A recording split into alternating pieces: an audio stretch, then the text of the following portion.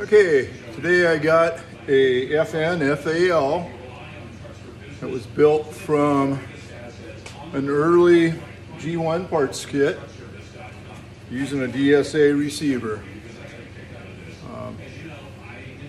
Nice wood furniture on this rifle, metal handguards, and detachable flash suppressor. Here we go, 18 rounds.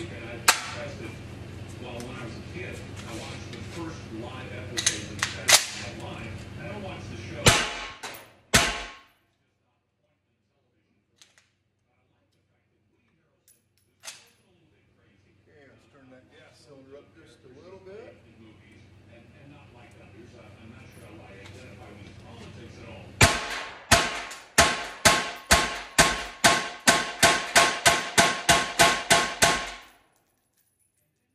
Rock and roll. Another gun built by GAS.